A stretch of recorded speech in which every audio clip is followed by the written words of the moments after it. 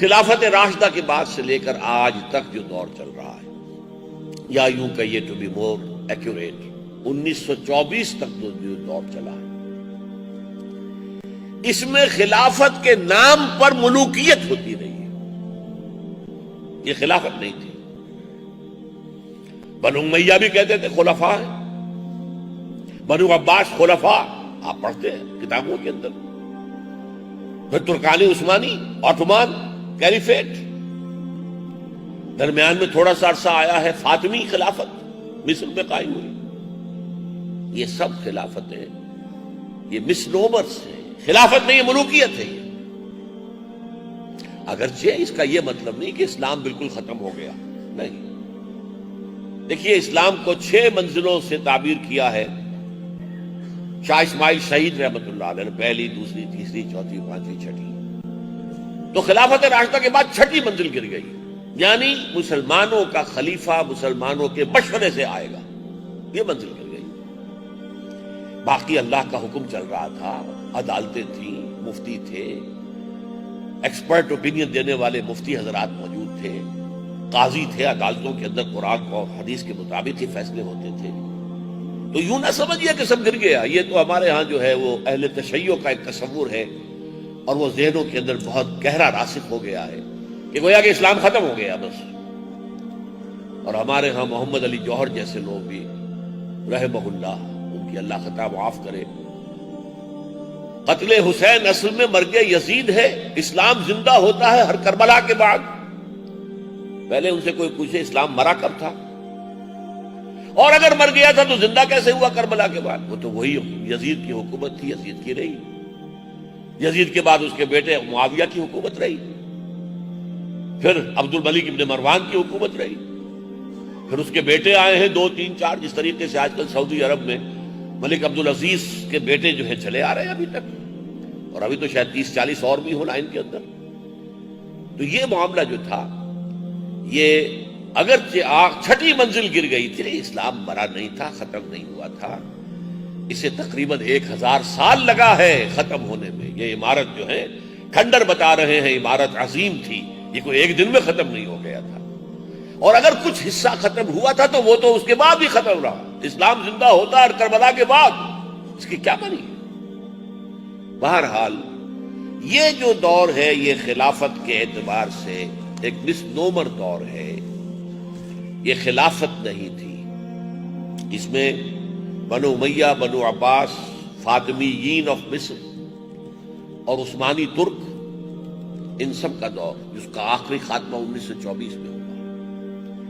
اور یہ خلافت جو ہے بنو امیہ کا دور اس قسم کی حکومت میں سب سے زیادہ سنہری دور ہے، اس لیے کہ ابھی بادشاہت پورے طور پر نہیں آئی تھی. ابھی عرب اسلام کی جو بدویانہ جو خصائص تھے وہ برقرار تھے. ابھی محل بننے شروع نہیں ہوئے تھے. ابھی رقص و سرود کی محفلیں جو ہے محلوں کے اندر نہیں شروع ہوئی تھی. اور پھر ان میں بڑی بڑی شخصیتیں پیدا. عمر بن عبدالعزیز جیسا مجدد کامل آخر انہی میں سے اٹھے. عبد الملک بن مروان جس نے یہ قبۃ الصخرہ بنوایا تھا، یہ جو آج ہے ڈوم آف دی راک، جس چٹان سے حضور کا سفر معراج کا آسمانی حصہ شروع ہوا ہے، اسینٹ، اس چٹان کے اوپر یہ قبہ بنایا ہے، گنبد، قبۃ الصخرہ، چٹان کا ڈوم آف دی راک، یہ عبد الملک بن مروان کا بنایا ہوا. اور کہتے ہیں کہ یہ شخص اگر سیاست میں نہ ہوتا، حکومت میں نہ آتا، تو یہ محدثین اور فقہاء میں اس کا شمار ہوتا، عالم تھا. بنو عباس کے دور میں آ کر خلافت جو ہے، اول تو یہ کہ بنی امیہ کے دور میں کم سے کم عالم اسلام وحدت رہا، پورے عالم اسلام پر ان کی حکومت رہی، اور اس میں بھی بہترین دور حضرت معاویہ کا تھا. پورے عالم اسلام میں ایک ہی حکومت، اور 20 برس تک کوئی لڑائی نہیں، کوئی جنگ نہیں، کوئی خانہ جنگی نہیں، کوئی خونریزی نہیں، کچھ نہیں، عام امن کامل حضرت امیر معاویہ. اس لیے کہ بہرحال وہ صحابہ میں سے تھے، راشد تو تھے، خلیفہ ہم انہیں نہیں مانتے، اس لیے کہ وہ اپنی قوت کے بل پر آئے تھے. اس خلافت جس کا نام نہاد خلافت جس کو کہنا چاہیے، اس میں اصول کیا تھا؟ جس کی لاٹھی اس کی بھینس۔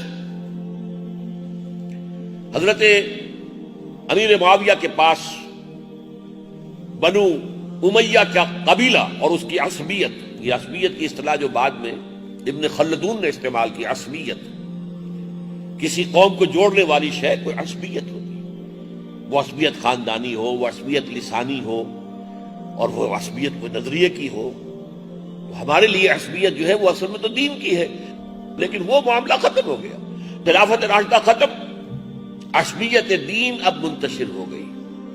اب جس کے پاس طاقت ہے عصبی، اب وہ عصبیت کون سی ہے؟ وہ ہے قبائلی عصبیت۔ بنو امیہ 90 برس ان کی حکومت رہی، بنو عباس کھڑے ہو گئے، بنو عباس کی عصبیت، جس کی لاٹھی اس کی بھینس، انہوں نے مار دھاڑ کی اور بنو امیہ کو ختم کیا، ان کی حکومت ہو گئی۔ اور اصل میں ملوکیت جو شروع ہوئی ہے وہ پورے شان و شوکت کے ساتھ، اصولی اعتبار سے بنو امیہ کا دور بھی ملوکیت ہے، حضرت معاویہ کا دور بھی ملوکیت ہے، لیکن یہ کہ ملوکیت اپنے تمام جو بھی اس کے مینیفیسٹیشنز ہوتے ہیں اس کے ساتھ جو وجود میں آئی ہے وہ در حقیقت دور بنو عباس ہے۔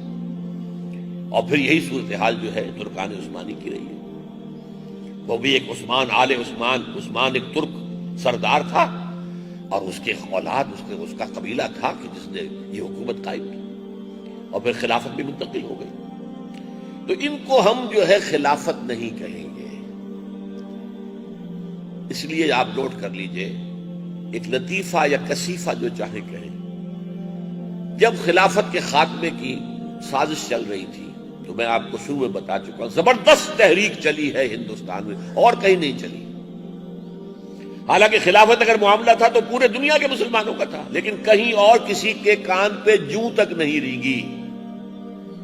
خلافت کی تحریک چلے گی ہندوستان میں، اور وہ تھی اصل میں خلافت کے تحفظ کے لیے کہ یہودی اور انگریز برطانوی حکومت مل کر اس کے خاتمے پر تلے ہوئے، اس کے خلاف جو ہے وہ تحریک اٹھی، تحریک خلافت۔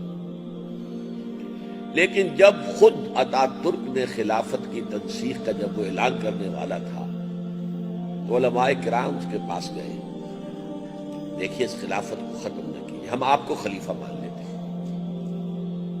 اس نے ایک سوال کیا، اگر آپ مجھے خلیفۃ المسلمین مانتے ہیں مسلمانوں کے، تو یہ جو بادشاہ ہیں مسلمانوں کی، یہ میرا حکم مانیں گے؟ نہیں، حکم تو نہیں مانیں گے، تو پھر لے جاؤ اپنی خلافت، مجھے اس خلافت سے کوئی دلچسپی نہیں۔ چنانچہ واقعہ ہی تھا، بنو عباس کے ساتھ ہی عالم اسلام دو حصوں میں منقسم ہو گیا۔